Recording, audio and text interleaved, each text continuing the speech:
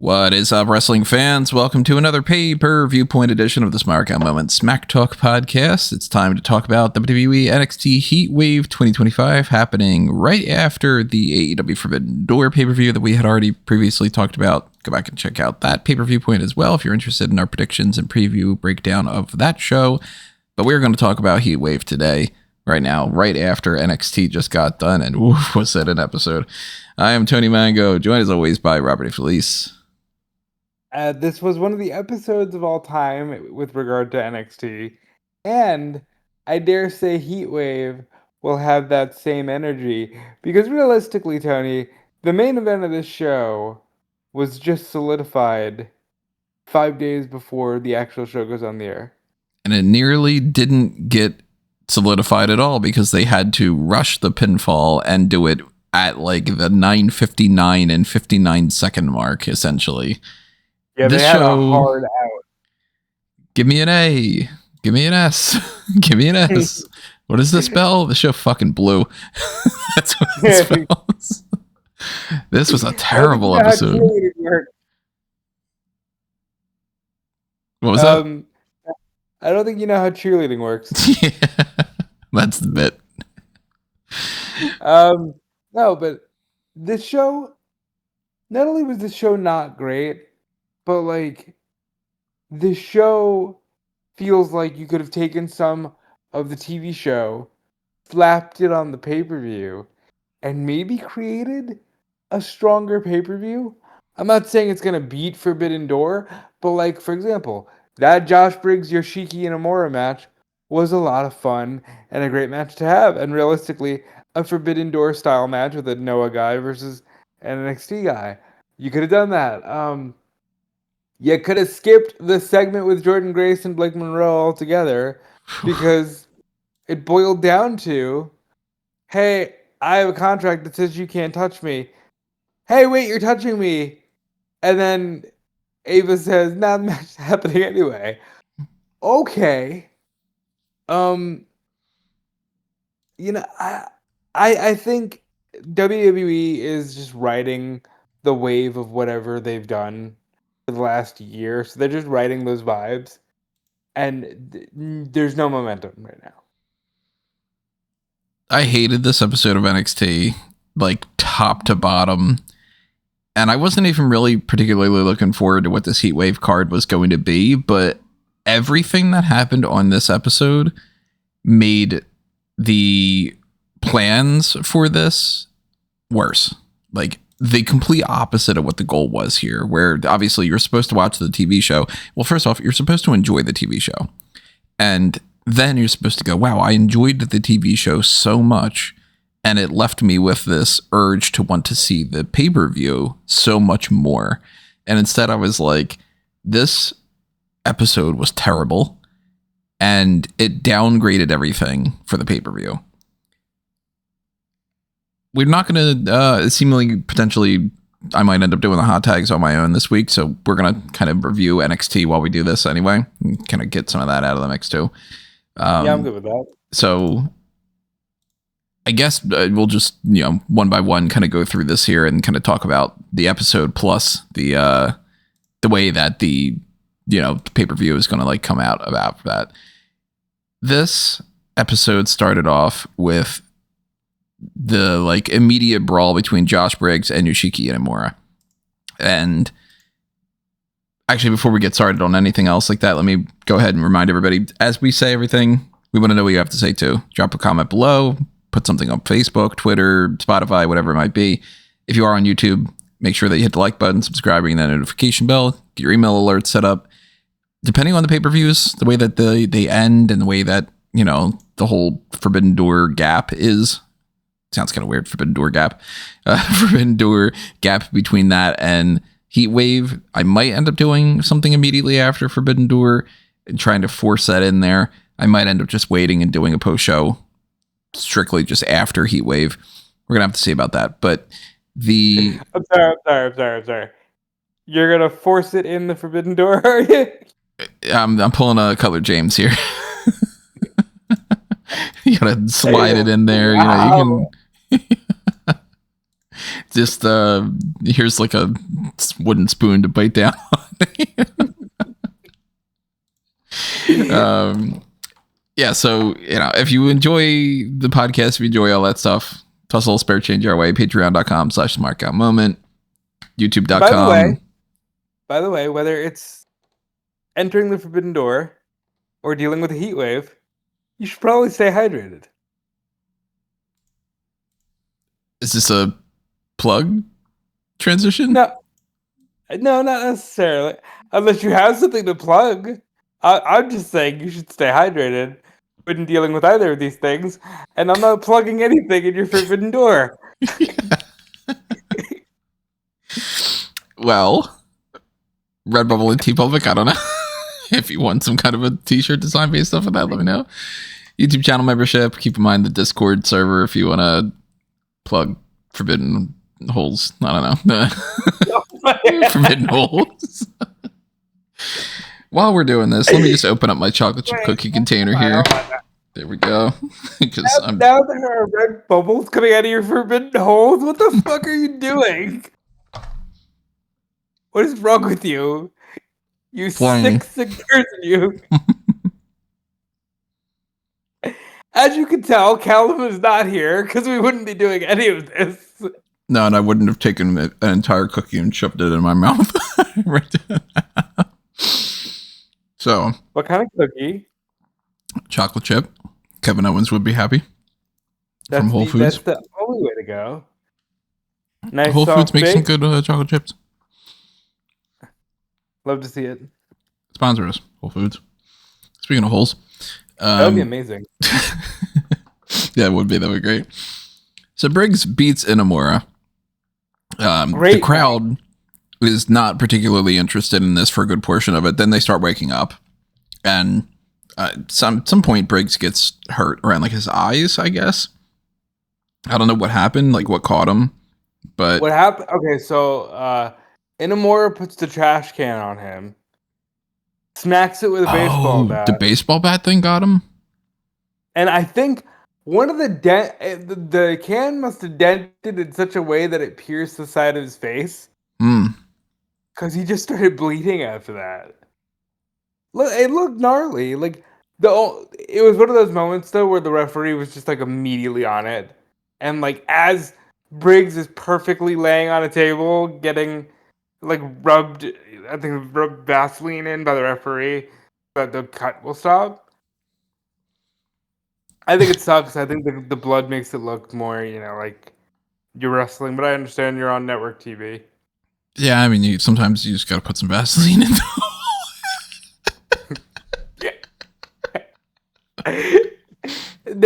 Now, yes, I imagine that would help any soreness.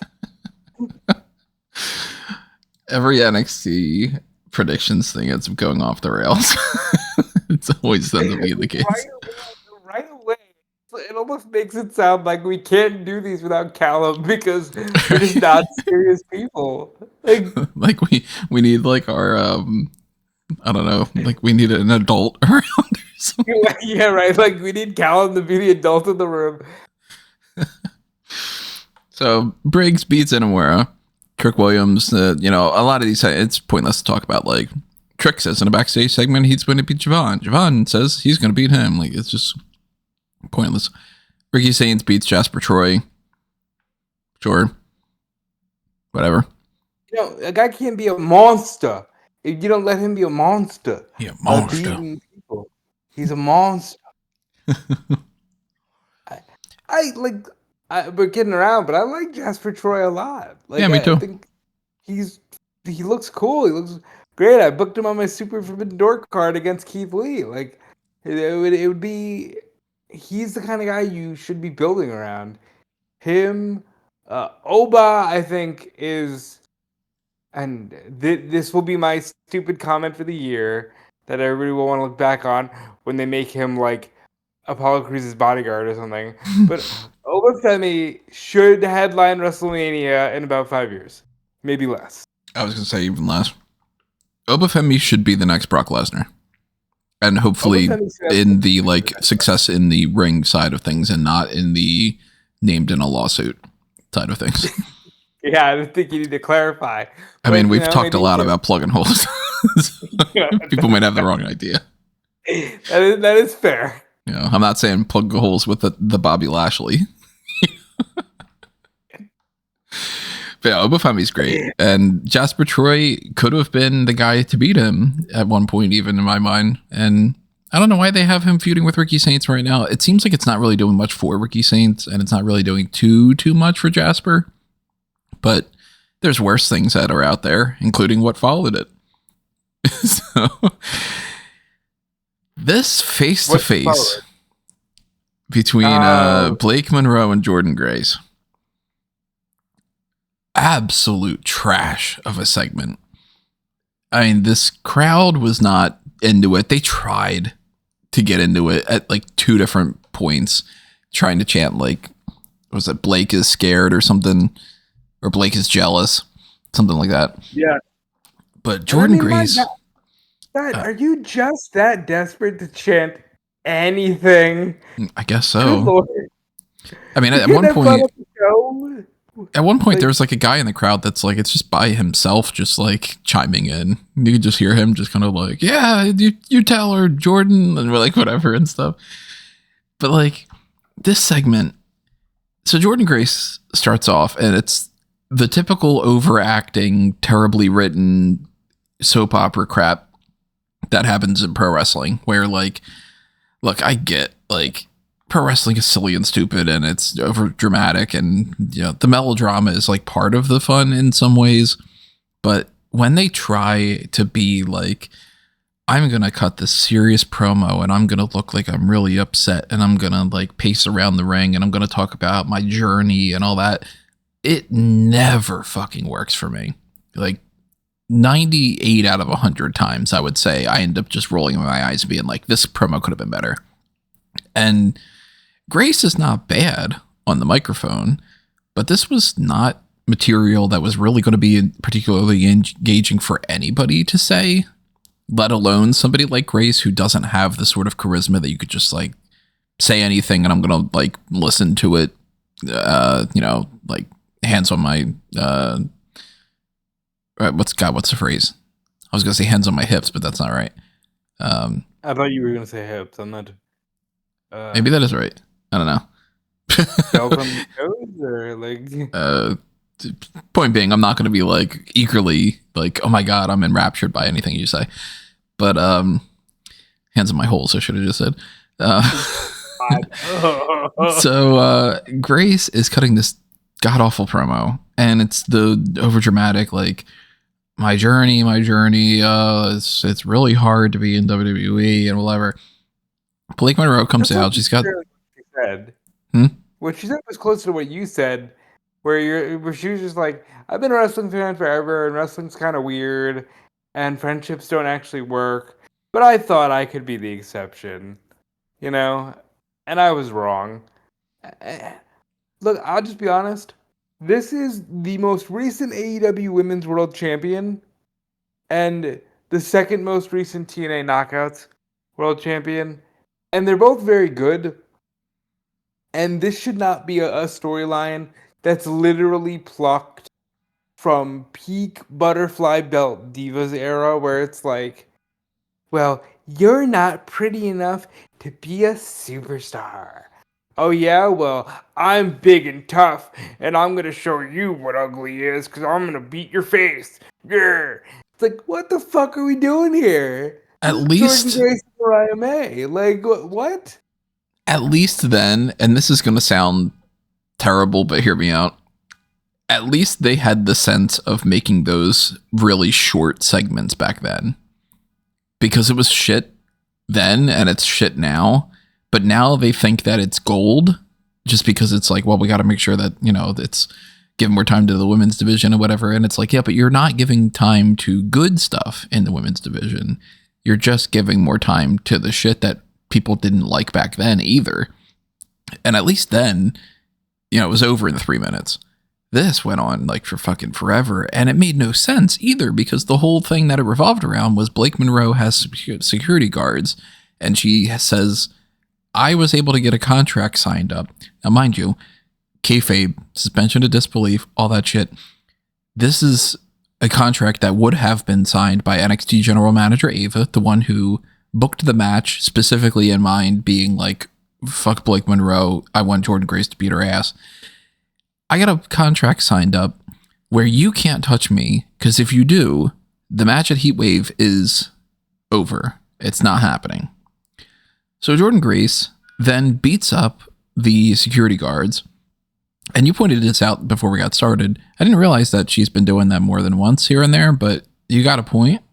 So that's like she's beating up men quite frequently on this show, and like, and Tyra May Steele just did that last week, didn't she? With Nathan Page. If Jordynne Grace beat the people that they put her against, you'd think that she could actually just win some matches. So I think that their philosophy is, for some reason, they don't want to put this belt on Jordynne Grace. I don't know why, but clearly they do not want to, because they've had multiple opportunities, but they still want to have her hovering around it. And I don't know if this is a means of like, we need to like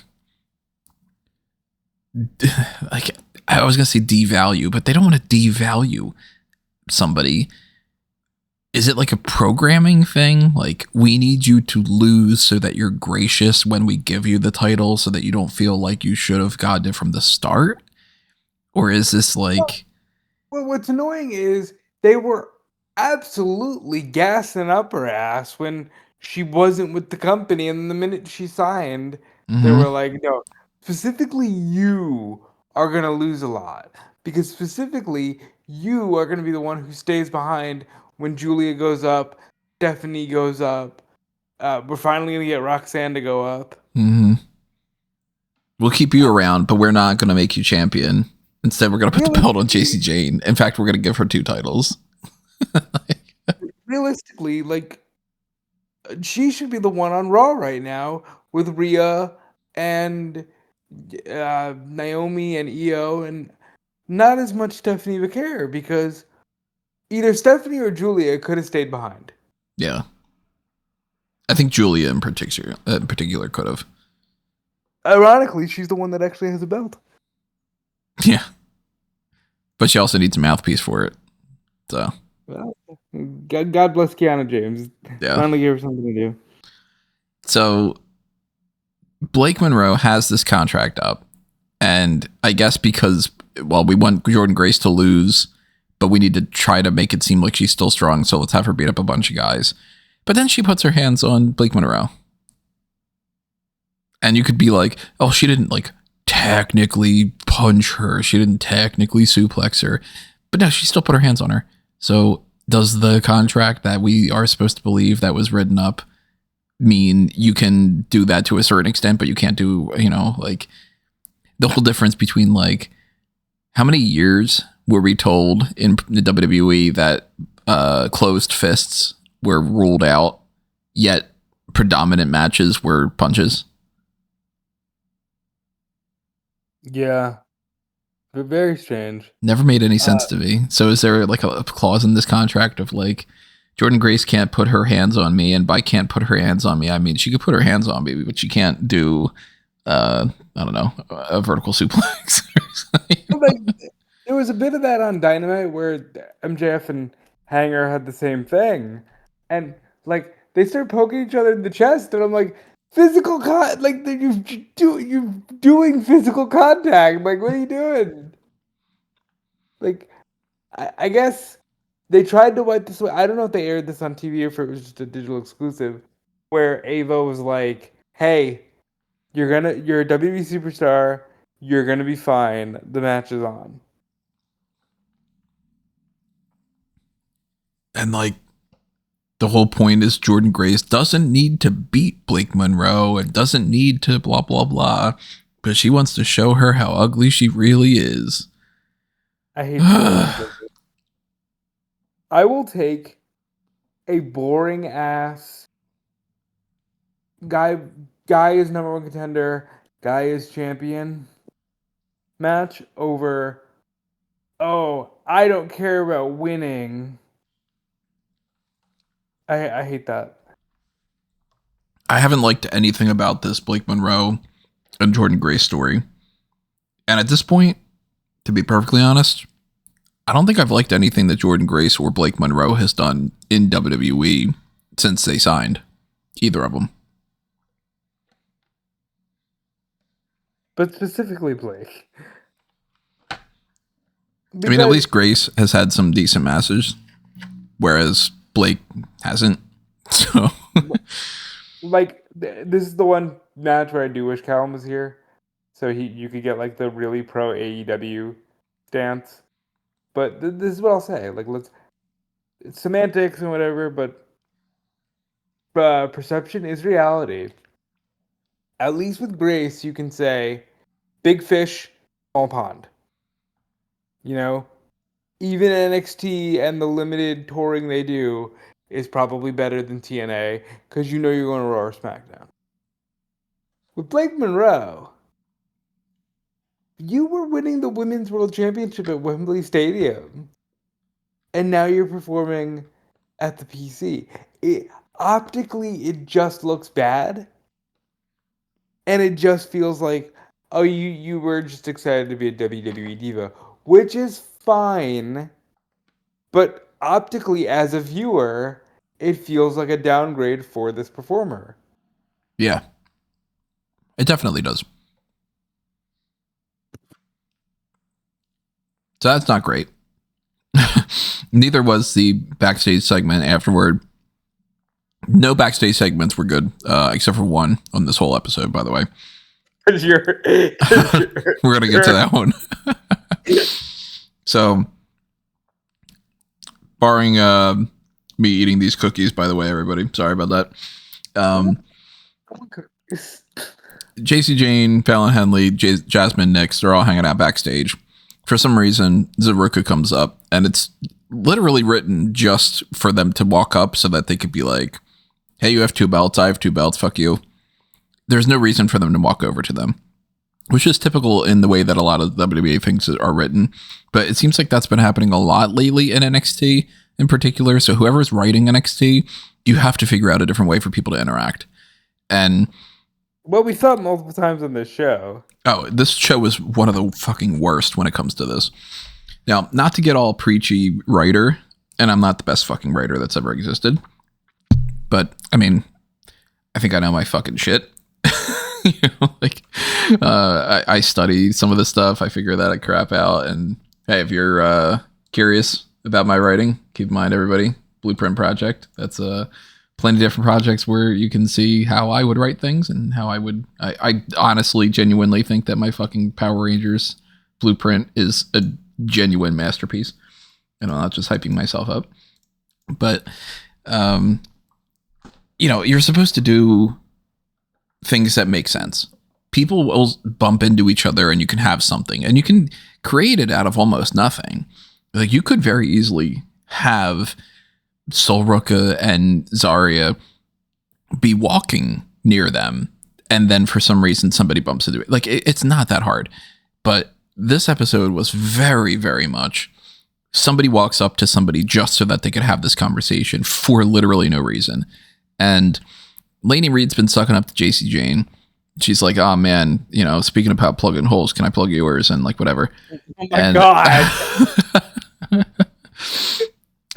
Solrook is like, I got the need for speed, implying that she's going to have some sort of WWE speed title defense, which has not happened in how long? I think it was February 28th was the last episode that they did. Might have been. They had a lot of stuff in the can, right? It might have been after that. I don't know. I don't watch Speed because nobody in the world watches Speed. So, what would you anticipate? But let me try to look it up to see if anybody has WWE Speed results. Probably SmackDown Hotel does. Yeah, they do. Okay. So the last episode that they aired was July. Also say Fightful.com has speed results. Tony should be going there, but he's a jerk. Well, is that as would I have to have typed out the date for that? Well, you know what? Up yours, pal. I just typed speed results and then SmackDown's got them all listed. I don't fucking do speed results on smarkmova.com because I'm not that insane. But I guess the last episode that they aired was Soul Ruka beating Alba Fire on July 9th. So it's been over a month, and they haven't done anything with this yet. Oddly enough, after they've stopped doing anything with this, now you can finally see the Speed Championship on other TV shows. And they're finally letting somebody be like, by the way, she's the Speed Champion. Motherfucker, maybe it would have made sense for you to do that for the whole year or whatever that it was beforehand. And then maybe people would have actually tuned in if they would have known that these things exist. Just the way that nobody ever watches Main Event. And maybe part of that's because you literally act like the show does not exist. It's not on the website. It's nothing else. Real quick aside, WWE.com, get your shit together. You have links that do not exist anymore. You used to be able to click on sections that you can't click on now. There's got to be 3 people working on that entire website. And they're all just sitting there looking like the monkeys from Superman. Check out that movie, by the way, Rob. You definitely have to. Yeah, I really want to. So it's implying that Soul Ruka is going to have some match with Laney Reed. And it's going to be a speed match, which doesn't air on anything but Speed. Yet, as far as I'm aware, they did not announce anything for next week at all. Even though they set up a couple, little things here and there. So I got the need for speed, and by that I mean nothing. Okay, that's a useful segment. So I'm going to spin this as a positive, because that's what I do. If you're new to the podcast, hello. I try to do that. I think this is a good pre-show match. Do like a 5-minute speed title match. I mean, they could, if they really want to. Like, it's not like they wouldn't have time for 3 minutes. If they say that they don't, then that's insane. I think it's a cool way to utilize the title. But they didn't announce anything one way or another. So the segment effectively existed just to go, remember everybody, the match we've announced multiple times is going to happen in a minute. Look at all these people backstage talking about how they're going to have a match. And then we'll come back around to it. And that was Fatal Influence beating the Elegance brand by pinfall. Jacy Jayne beats Ash by Elegance. Masha Slamovich is a special guest referee for this because Masha Slamovich, Jacy Jayne, and Ash by Elegance, aka Dana Brooke, are having a triple threat match for the TNA Knockouts World title at Heatwave. So that's one of our other matches to talk about. Which, by the way, as far as the prediction for the other thing goes, Jordynne Grace just beats Blake Monroe, I guess, unless they want to continue this feud, this god-awful feud, and then Blake Monroe gets some kind of roll-up or something. Blake either wins by disqualification, because Jordynne can't control her temper, or Jordynne gets so enraged that the referee has to back her up, and Monroe gets to roll her up real quick. 1, 2, 3. But I'm going to say Blake Monroe wins. I could see some shenanigan bullshit happening like that, yeah. If it's just like a straight up pinfall, Jordynne Grace just beats Blake and whatever. But Jacy Jayne, Masha Slamovich, and Ash by Elegance are having their triple threat match. And of course, you're going to try to put some tension in there with this. So Masha is the special guest referee. And I think at this point, there hasn't been anything that has happened between Masha Slamovich and an NXT episode that's been good. There's the whole like, hey Jacy, hey Jacy, hey Jacy.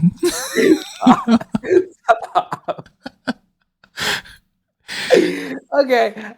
All right. There's no way anything I can say is going to be meaner than that, because I don't think she's terrible. Hey. Jacy. I think Masha looks a little weak here because she goes, I solemnly swear I will call it down the middle, and then fucking calls it down the... What professional wrestler calls a match down the middle? Never happens. And also looks dumb in the process because she gets distracted, and then it's a whole thing where Ash has got a pin on Jasmine Nix, and then Masha's not paying attention, so that leads to more conflict between them, and then Ash gets the pin. She gets pinned, I should say. So I'm a little bit surprised that actually happened too, because I'm like, you could have very easily had M by Elegance or Heather by Elegance take the loss here. No, damn it. It's NXT and Dana Brooke will get... Fuck you, Dana Brooke. Dana Brooke came back to NXT with a legitimate rookie in M by Elegance. And they said, no, you're taking the pinfall. They're like, can you still do that cartwheel or that flip? And she's like, no, not really. And they're like, well, we would have just had you do that and lose anyway, so fuck you. Dana Brooke in WWE is one of those examples where, like, they made her a big deal for a very short time frame, and then they were like, perpetually fuck you. And it seems like she's not gotten out of that habit. That's so unfortunate, though, because, like, she's not bad at all. Especially compared to some other people here and there, Like, there's been worse people that have come through this roster that have done more than she has. And then they were like, no, fuck you. So then, Jacy Jayne afterward is like, yeah, and fuck you, Masha. And Masha's like, hey, fuck, okay, I guess. Fuck the Elegance brand. I'm not even gonna. I'm not even gonna attack Jacy. Just fuck the. Why does TNA look like the most cucked organization? They're really just like, they're not even like trying anymore to pretend like that isn't the case. Because why wouldn't Masha Slamovich lay out Jacy Jayne? Right. Lay out Ash by Elegance, pose with the title, say, I did my job, now I'm going to beat your ass. Yep. And instead it's like, hey, remember how good our NXT person is? Because they're the NXT person and they're not the TNA person. Well, also fuck the other TNA person. The two of them can fight. They can, whatever. But we want you to know that there's a clear disparity between the two. And like, not to throw any shade on Jacy Jayne. Like, I like Jacy Jayne. I think that, I'm glad that I'm glad that she's champion, but at the same time, it's like, it's still just Jacy Jayne. It's not like you're right. Like her reign started as them being like, hey, Jacy, fuck you. And Masha being like, hey, Jacy. Stop it. Like, Lady Reed, who, by the way, is now kissing her ass, is like literally debuted on TV by being like, hey, Jacy, you're a beautiful champion. Get Hey, Jacy, how about them holes? Across the board, bad. But now, a little bit later on in our, like, 5 backstage segments in a row bullshit, because we might as well just talk about this segment. Kelani Jordynne is talking to Lola Vice. And this is, I fucking swear to God, this is how this goes down. For anybody that didn't watch NXT. For some reason, Kelani Jordynne and Lola Vice are talking to each other with the NXT camera pointing at them. Because why? I don't know. You're not supposed to care. You're not supposed to pay attention to that. And Kelani starts it off by being like, hey, by the way, don't get upset when I beat you. Which is like, all right, that's real fucking nice. Between friends. Just like, well, now that a camera's on, I'm going to kick your ass, but we should still be friends or whatever. And Lola's like, well, what were you doing recently? I was at Triple Mania. And then Lash Legend comes over and goes, yeah, you fucking lost. It's like, that must suck, huh? And Lola's like, yeah. and then Lash Legend goes, by the way, fuck Jaida Parker, who doesn't show up in this segment at all. So Lash Legend's like, what has Jaida Parker done recently? Earned her way into the fucking match by winning more matches than the other people that are talking. And then Lash Legend's like, by the way, you all couldn't go one-on-one with Nia Jax. And then the two of the other ones go, you mean the fucking match that you lost? And then, out of all the things it ends with, after everybody's gotten done saying their whole, like, I'm great, except for the thing that I suck at, then Lola Vice just goes, I'm gonna fucking win. You know what that says to me?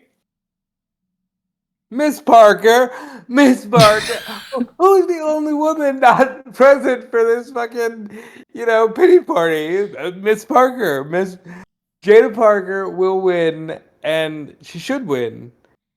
And she should probably even beat Jayne. Like, realistically, I can see it being Lola, because they seem to really like Lola. They just locked her down to a new deal. But it should be Jaida. Jaida's a star. Why is Lash Legend not in this? Because she had to fight Nia Jax. For a 2-week feud before Nia decided to have another fucking match with Tiffany Stratton, because we can only have Tiffany Stratton fight one person this entire year. Hold on. Is that happening again? I haven't been watching SmackDown lately. Oh, SmackDown last week there was a backstage segment where this is, again, the writing in WWE, Jade Cargill with Tiffany Stratton and Nick Aldis, in between the two of them, are arguing because Jade Cargill says, I want another fucking match. And Tiffany goes, all right. So why are they arguing? And Nick Aldis goes, whoa. It actually takes a lot of process. We can't just book a match between you two. I hate when they do that. Meanwhile, how many fucking times does, Adam Pearce just come out and go, anyway, that's official. Fuck you. That's happening now. It quite literally is. That's not how this works. You don't need to go through a bunch of red tape. First of all, it's the one guy's catchphrase. Right. Literally, he just comes out and goes, it's official.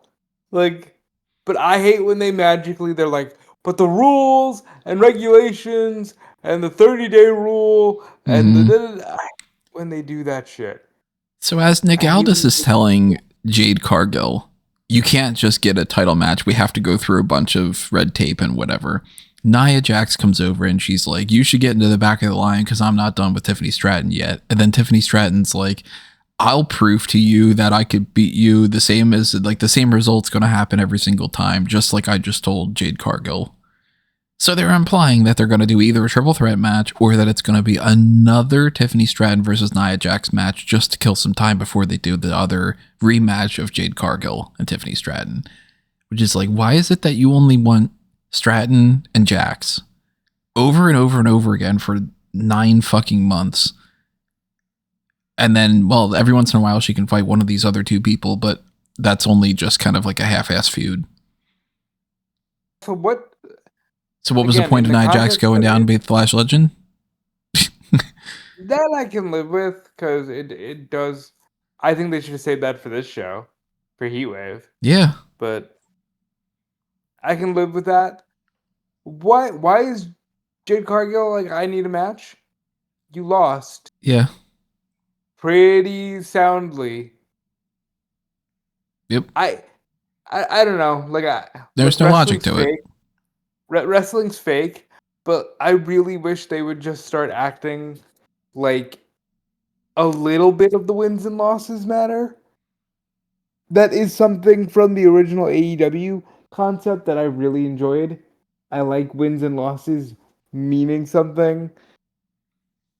That there's a US title Jade could go after. Jade can beat Julia if you want Jade to hold the championship. Or she could be like, I know that I could get another title match and maybe I can beat you this time around. So, hey, I want that title match. And Tiffany is agreeing to it. So then what's the problem? It's a verbal contract. It's a match. And then, the fucking general manager that goes into every single episode of Raw and SmackDown and NXT with half of the card not settled on every single night. And it's always perpetually waiting for somebody to run out and do a thing so that they could set up a tag team match at the first 15 minutes of the show. Could be like, thank you for doing my job for me. I will book that right now. But for some reason, Lash Legend isn't in this number 1 contenders match. And she had to do this thing with Nia Jax just to put Nia Jax over for some reason. Who Nia Jax is just back into the Tiffany Stratton bullshit. All for Jaida Parker, Kelani, Jordynne, and Lola Vice to be in this number 1 contenders thing for the NXT Women's Championship, which is not the TNA Knockouts World Championship, because that's the one that Jacy's going to retain over Masha and Ash. Masha by Elegance, Slamovich. And That's a terrible name. Yeah, Jacy will probably retain. The way that I'm looking at it at this point is TNA will have a big Bound for Glory where Indy Hartwell, former NXT Women's Champion, former WWE Superstar, will defeat Jayne, and then Mike Santana will beat Trick Williams, and they'll be like, "New era in TNA. We're no longer cucked, and also we're on CW on Wednesday nights at 8 p.m. Yay!" you don't think that Danny Luna is going to cost Indy? No, I think she'll turn on her and be like another like stepping stone on the way. But I think the idea of Bound for Glory is going to be, and all the TNA contracted people win the titles. Except for the Dudley Boys, no. Bro. Look, why? I know Callum earlier was like, "Oh, you have nostalgia for Ed and Christian." Why is that match happening in Bound for Glory? I don't know.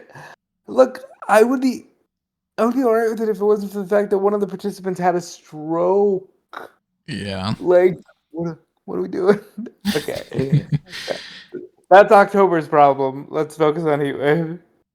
Yeah, we don't even know the name of the fucking September pay-per-view, let alone October we start getting into that. But I'm assuming Jacy Jayne retains TNA title, and I'm assuming at this point, I was going into this thinking Kelani Jordynne or Lola Vice was going to win the triple threat so that they could just be a softball person that Jacy Jayne could beat.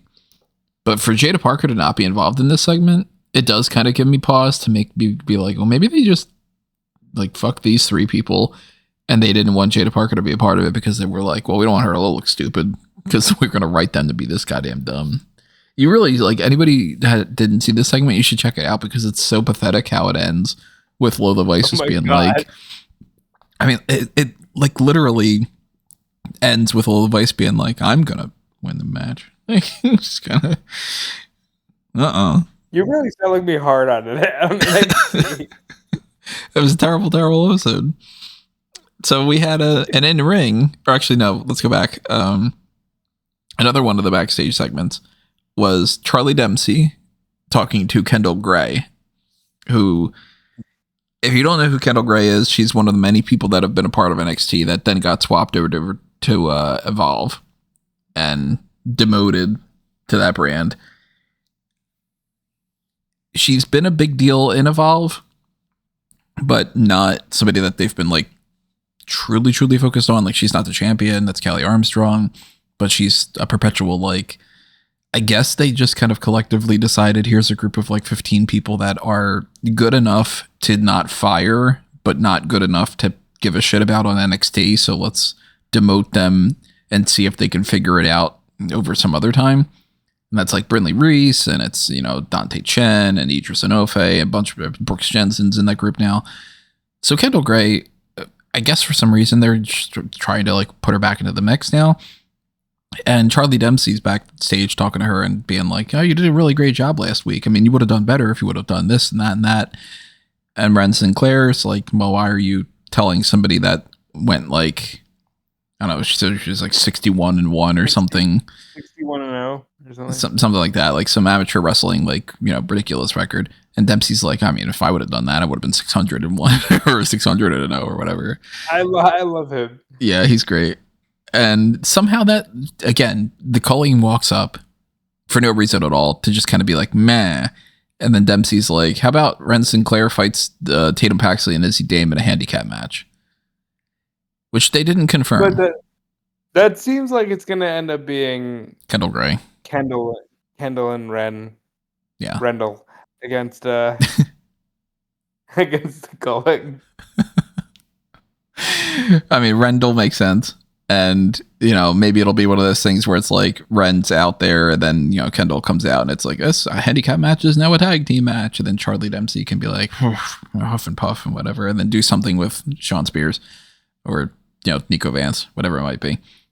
They still need to have another person to balance that out. Hold on. Wait, I want to talk about this.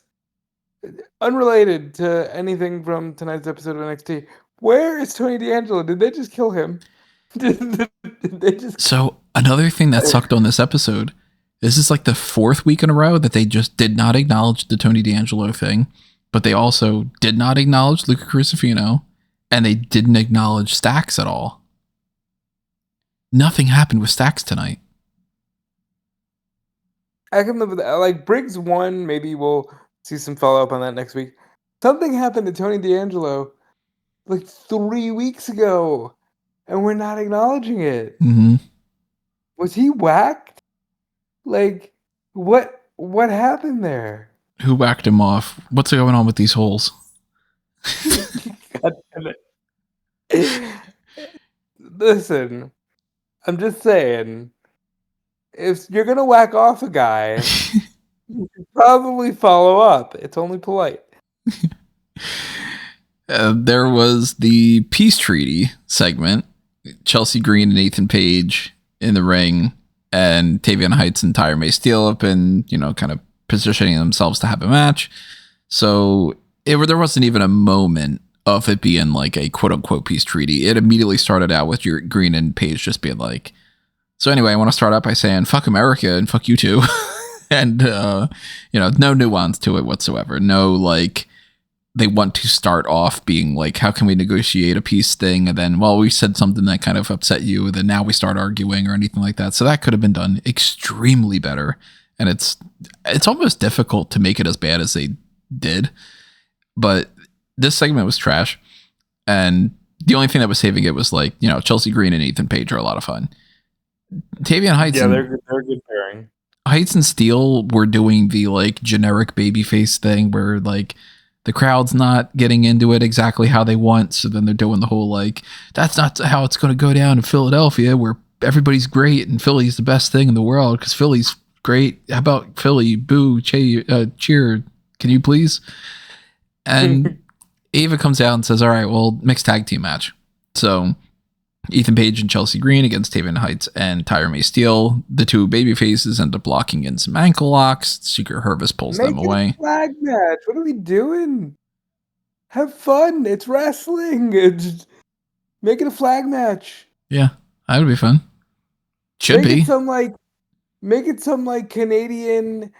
Give it some stupid name like a Canadian warfare, and it's actually just like some standard no DQ, and maybe you've got some like I don't know generic Canadian items like a maple syrup. I was trying not to say maple syrup, but you said it. So fuck you.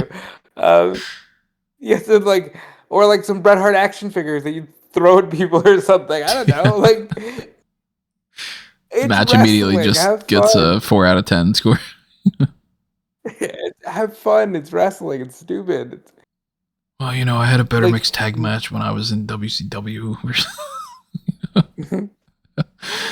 You could never have a mixed tag match like that. Bill Goldberg. I like that Ethan Page. He understands wrestling. Unlike that Bill Goldberg. I remember I had a real great tag match one time with the Yokozuna. Tyra May Steele. That reminds me of the time that I had that steel plate on with Bill Goldberg. Tavion Heights represents a lot of heights. One of the lowest parts of my career. So Paige and Green shouldn't win this match. Chelsea Green, even she couldn't be as great as that Bill Goldberg. Oh, fuck. So Heights and Steele have to win this, so that way Heights can get some kind of a title shot. Tavion Heights will get a title shot. Yeah, there you go.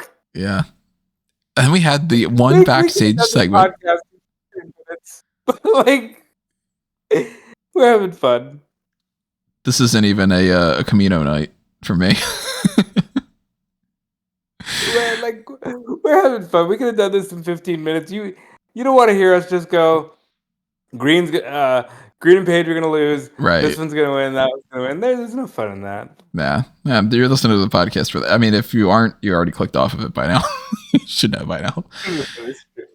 But then we got to talk about the best backstage segment. So Ricky Saints, for literally no reason, is talking to Miles Bourne. And then he's just like, all right, like I'm going to bounce because Lexis King is walking over.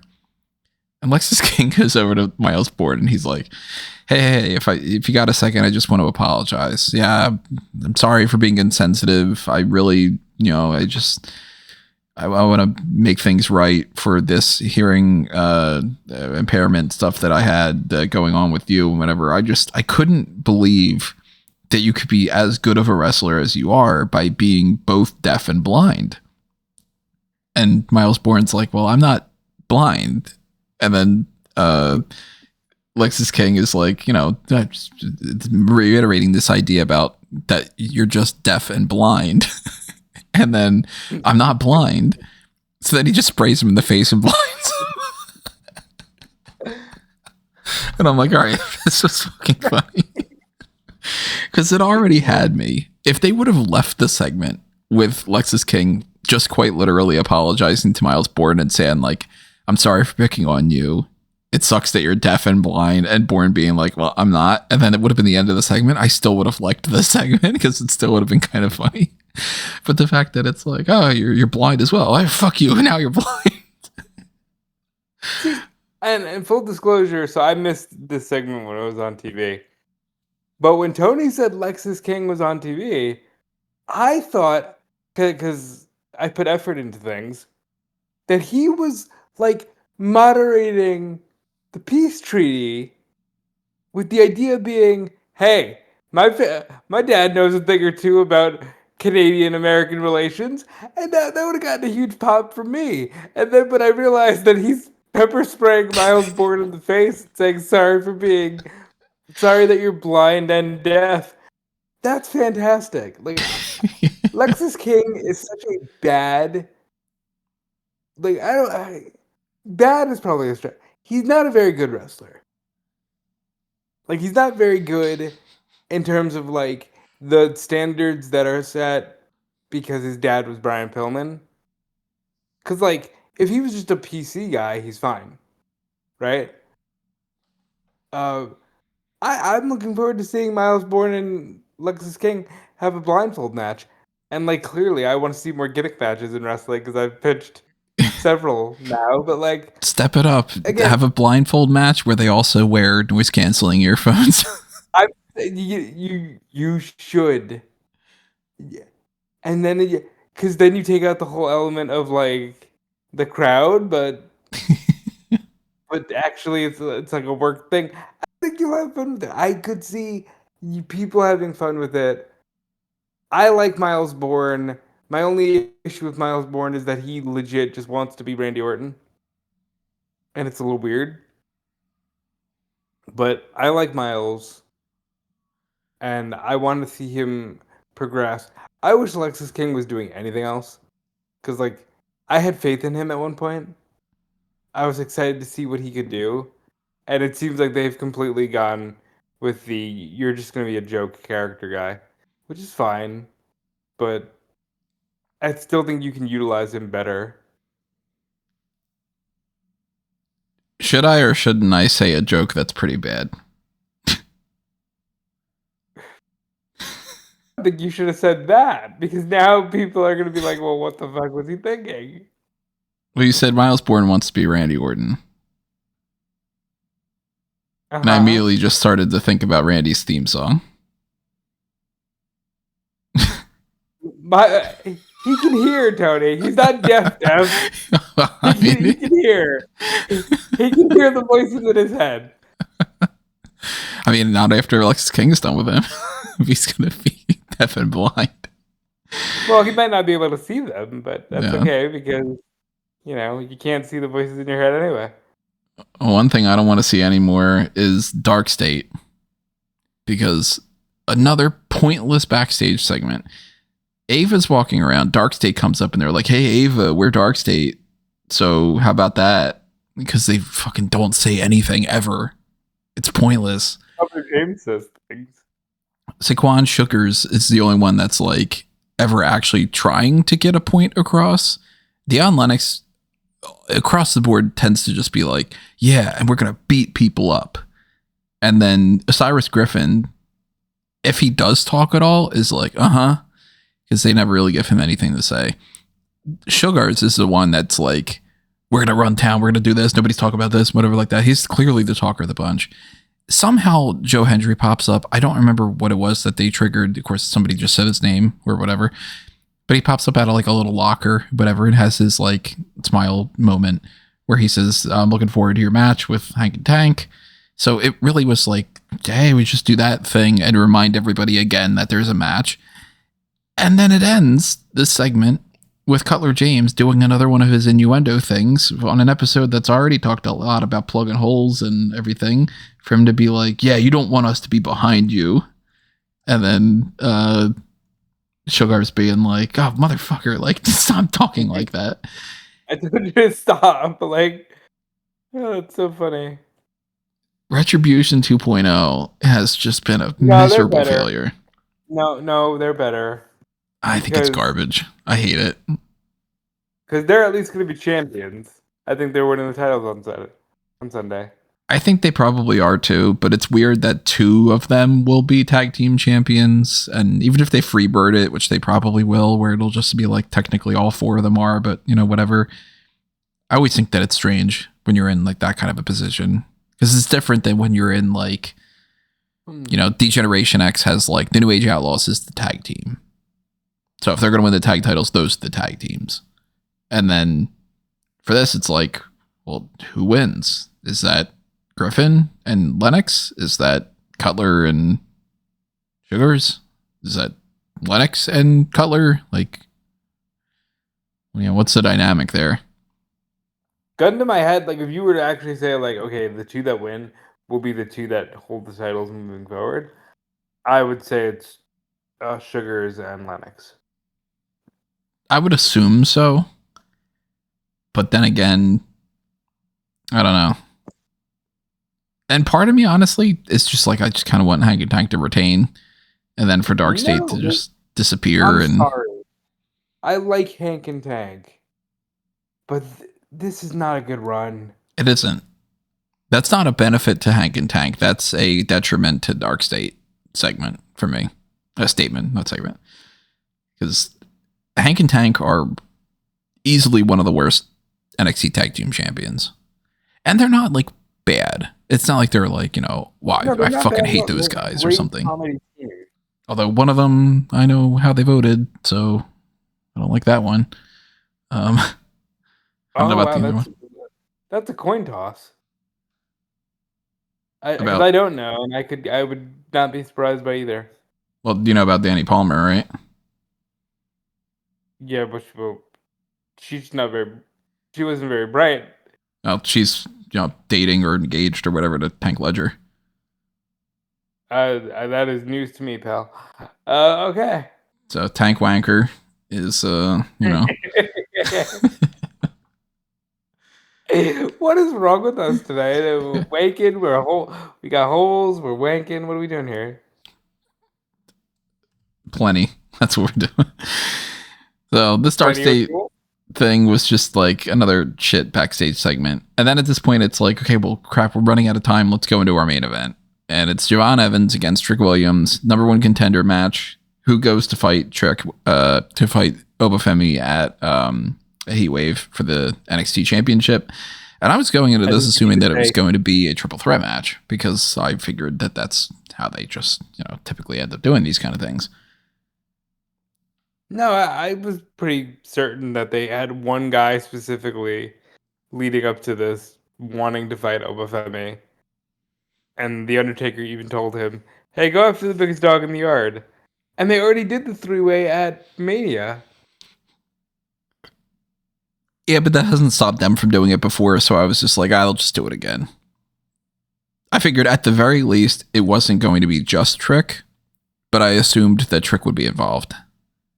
And instead, Mike Santana comes out, causes a distraction, Trick Williams gets flustered, Javon beats him within the last 5 seconds worth of the show for them to go 1, 2, 3, and Javon's going to go to Heatwave. See you later, everybody. But done. Terrible pacing. And we're at a point now where Javon has had, I don't know, something like 13 different title implication matches in NXT, or like NXT on the side. Like he had that match with the AAA Worlds Collide where it was like the 4-way for the North American title. This guy continues to get in title contention just to lose.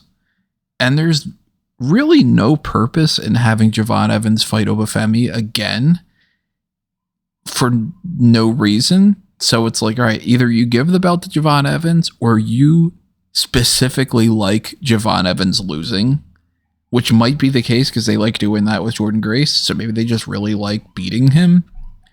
But I don't think that this has been set up well at all. I don't think that Obafemi should lose the title right now, but at the same time, I'm like, well, given the other alternative, I don't think that Javon Evans should just lose either. So I'm rooting for Javon to win just by proxy of they've kind of backed that into a corner. And I don't think that this has been, especially when you try to make the argument of like, why have a match then come back around to it. I hate this Triple H and Shawn Michaels booking of somebody has to lose and then we'll wait and then come back and then they can win the title. They're doing this way too often and they're not even doing it well. Certain times I think that works, but they're not actually, pulling the right strings for that to be an interesting enough story. It's not interesting to just have somebody lose and then win again in the second time around.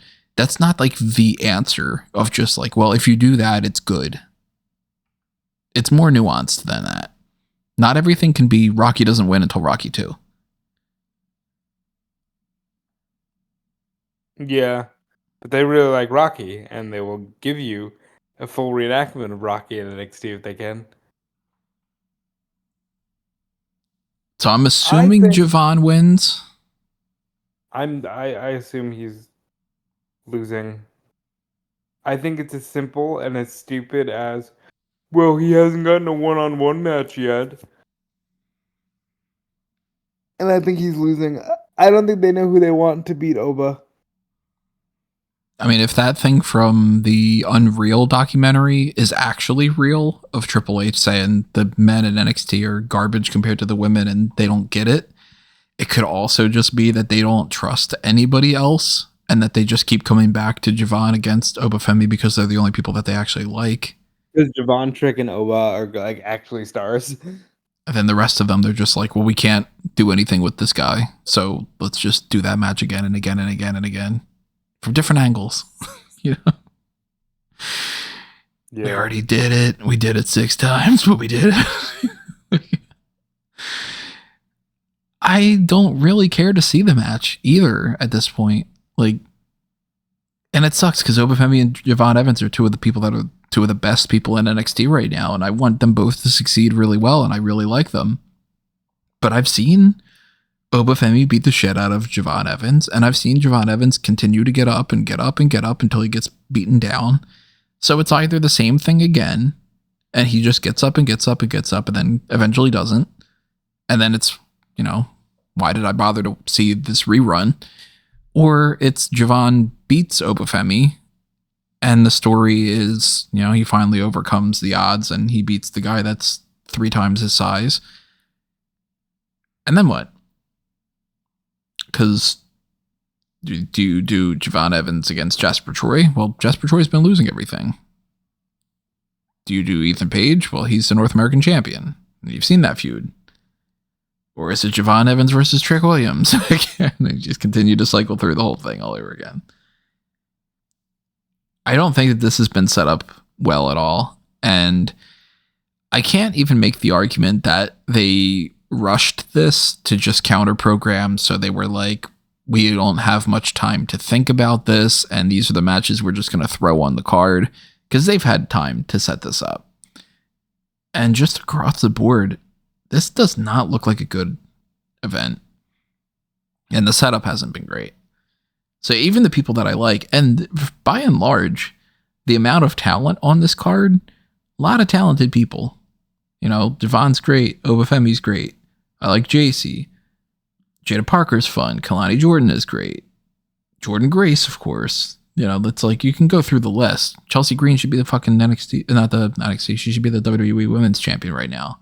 Ethan Page, so much better in NXT than he was in AEW. Like, not even remotely close. He's so much better off here. Fuck this event, man. Yeah, and it doesn't help that like AEW is putting together a card which has like a crazy 5-on-5 in a cage, and Edge and Christian, and Hangman Page and MJF. Like, the counter programming is making these shows worse. And it keeps exposing all of the flaws, and it makes people not want to watch. I can't imagine, and I know that this is the case, though, because they're in their own little bubble and they don't ever really fully give themselves the critique that they should. But, like, the people that are in WWE that aren't on the creative side and they aren't the management and they're actually tapped into things, like the wrestlers that are watching the shows and stuff, that fully will admit, like, hey, this thing kind of sucked. Or like, when Karrion Kross or somebody will talk and go like, yeah, that was garbage. This angle was terrible. Like, whatever it might be. I can't imagine anybody that's like setting up this is going, Forbidden Door's got this lights out steel cage match. And it might not mean anything. And it might not be for anything. But it's going to get people talking. And it's going to end the show on a big high note. But those people are going to start tuning in afterward, and they're going to watch that opening match between, I don't know, the Jaida Parker, Kelani, Jordynne, and Lola Vice thing, and they're going to watch that pre-show, and they're going to see that backstage segment where they're talking about how they're going to win, and man, are we going to control that discussion point? And man, isn't that Sunday going to end with everybody raving about NXT? No, they're not. Unless you have something absolutely crazy up your sleeve, like you're going to have every title changes hands, which there's only 2 titles being defended on it, 3 titles being defended on this anyway. And then one of them is a title. One of them is not even a title for this whole thing. And have like, okay, and then John Cena pops up on here and he fucking beats over Femi or like, some kind of thing like that. People are not going to be talking about NXT. And if this show sucks, what they will be talking about is how NXT sucked in comparison. Because the people that are going to watch Forbidden Door, it's not for everybody.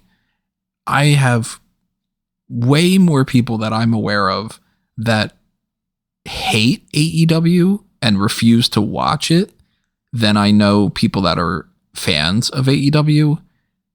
But I guarantee you, if I sat them down and I watched an AEW pay-per-view with them, and then I watched like whatever they do on Forbidden Door versus whatever they do at Heatwave, I guarantee you if we watched all of that, 9 out of 10 people would be like, okay, Forbidden Door was the more fun show. It's just going to work out that way. I don't give a shit if you care about Hiromu Takahashi or whatever. I don't. I have no investment. He's not going to win that match. But it's still going to be better than anything that happens on this card, on Heatwave. Yeah, and like I said, there was a time where even in this era, even in the post Black and Gold era, I was having the most fun watching NXT. Like, I was fully invested in the silliness of it all. Mm-hmm. But it was the most fun show. Right now, it feels like a brand that is existing in pure spite. Do you know what I mean? Yeah. Whether it's the TNA agreement or like the way that every NXT show right now has been counter-programming any AEW show, this feels like a brand that is operating in spite of everything else in the wrestling industry. NXT's the show that has the most crossover potential because you can theoretically at any point in time, anybody from Raw or SmackDown can go over there and you don't bat an eye at it. Evolve is the minor leagues underneath NXT. And so is LFG. So you have LFG people and you have Evolve people that can show up at any point in time. Just like how they did the whole swipe right and, the Vanity Project are teaming with Ethan Page and stuff.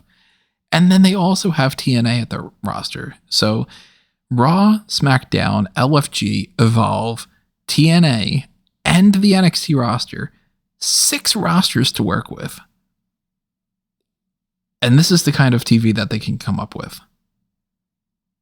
They don't want to play around with, like, you know, do you mean to tell me that you wanted to have this crossover thing with TNA? I'm just going to put, like, I'm literally not going to give any thought to this. I'm going to start spinning stuff out of the blue. Jacy Jayne's going up against Ash by Elegance and Masha Slamovich. Jaida Parker's up against Kelani, Jordynne, and Lola Vice. Maybe you could have thrown a TNA woman into the mix for the number 1 contender for the NXT Women's Championship. Right. And made that a little interesting. Maybe another NXT woman could have been in line for the TNA Knockouts title, and it could have been more of like, it's a fatal 4-way, and there's 2 NXT people, and there's 2 WWE, there's 2 TNA representatives. Maybe if you have Lash Legend in the mix for the whole thing, you should have put her in the match instead of having her just take this unnecessary side track where she loses to Nia Jax for no reason, because Nia Jax goes and fights the same person she fought for the last 8 months. Like you mentioned with the mixed tag match. Make it a flag match. Why not? Is that going to get people talking? You had flags during the fucking segment. So it's not a matter if you can't afford a flag. Don't you want to have the 2 American people holding up the American flag and be like, rah, rah, there you go. That's, you know, they scored this big emotional win, because Tavion Heights isn't going to beat Ethan Page and win that title. So you get your big, like, the Americans are waving the flags, and then they can lose the title match itself. You don't have anything better for Chelsea Green? You've got the connection between what Chelsea and TNA had going on. You don't have anything going on there. You've got Chelsea Green's fucking husband is a part of TNA, and you want to do anything with Matt Cardona? Yeah, that is crazy. I haven't gotten there. There's a lot of stuff that really makes... Why isn't Blake Monroe teaming up with the Elegance brand and doing the whole shtick about, like, beauty and whatever in a tag team match where it's like the 4 women are up against 4 of the women from NXT, that like Jordynne Grace and Masha Slamovich and 2 other people. I don't know. Kelani, Jordynne, and Lola Vice. And then Jaida Parker is the one that costs somebody the match or something. You know, like some of this shit's like, you can just play around with it and you can come up with a lot better stuff than this. Instead, you're like, how about we have Cutler James be like, hey, but... Hey, what if I make a joke that kind of is like, I'm gonna be up your butt? I'm a tag champ soon. Hey, DarkState. You know what else is a DarkState? Your butt. So I think Evans is winning. You think Femi is retaining? Yeah, I hope I'm wrong, but yeah. And man, I do not care about this pay-per-view. And this episode of NXT just made it so much worse. So as I've been telling ChatGPT when it doesn't listen to my fucking responses, 100% wrong, complete and utter failure. What are you going to do to compensate me? I want to try to convince ChatGPT that it owes me money. That's what I'm trying to do. It hasn't worked yet. Good luck. I don't spend nearly as much time. Most of what I get from ChatGPT is like literally hearing your experiences, and it always tickles me. Yeah, my main experience with it is make this image. No, I didn't tell you to do that. I told you to do this. Okay, you got it? Well, no, you did 75% of that, so here's the thing you need to fix. No, you didn't fucking... And then after like 30 attempts being like, okay, you finally got it. Good job. What took you so long? Or me going, you're not going to do this at all, are you? Should I just give up? And then it being like, you're exactly right. Across the board, man, even an AI can't fucking write anymore. And the world's ass backwards. It's exactly how Cutler James wants it to be. And if you if you are in disagreement and you're sitting there going, oh my God, how are these guys not excited for Heatwave? And how did they not like this episode of NXT or whatever that is? I would love to hear the arguments for how we're wrong. It's opinions, so you can disagree. There's no like right or wrong answer when it comes to that. But I don't see it. I think that NXT has been terrible. And I mean, let's put it this way. I think that the main roster stuff has been pretty terrible a lot lately too. Everybody's coasting, but I think that I think that they think that they're coasting on like a very fast kind of speed. And I'm like, I don't think you're realizing how much you're just like puttering out. Just you're getting along, but you're not getting there fast, you know? So blah. I will be doing live coverage of this all across the board on all the usual setups and situations. SmarkMMO.com, your wrestling news and the Ring Report. There will be a post show immediately following Heatwave on Sunday night. Most likely that is going to be also combined with the Forbidden Door pay-per-view thing, but if there is enough time in between, then I'll try to get around to knocking out a Forbidden Door post show afterward instead to make it a little bit easier for just like separating things. Whichever way it is, make sure that you have everything set up for your email alerts for when I do go live. That way you are aware of when I am talking and doing all that stuff. Show your support all across the board on everything you can find at amangotree.com, smarkatmomo.com, fanboysanonymous.com, my letterboxd, all that stuff you can find there on that link tree list. And if you're going around and clicking on things that you should follow and you're outside of following my stuff, you follow what Rob is up to too. Yeah, you should follow me everywhere at Dude Felice. You should check out my work on Fightful.com.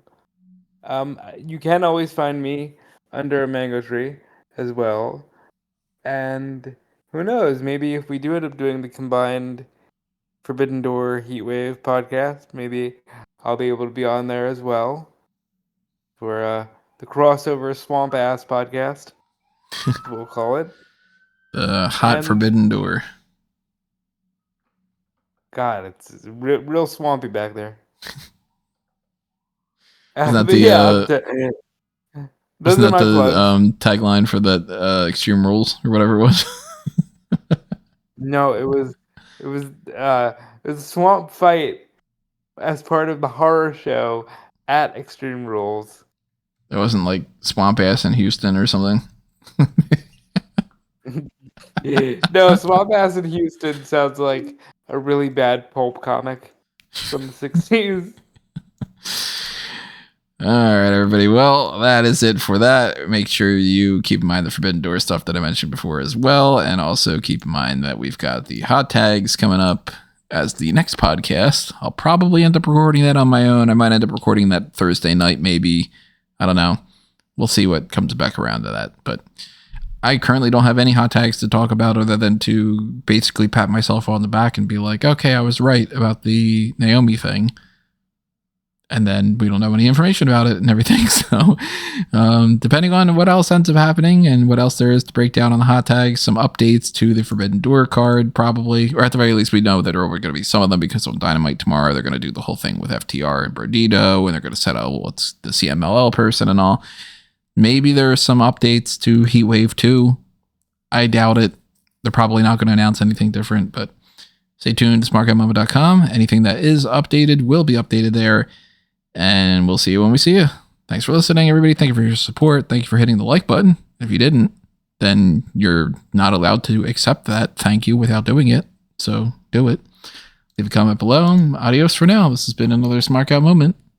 We're being counted out.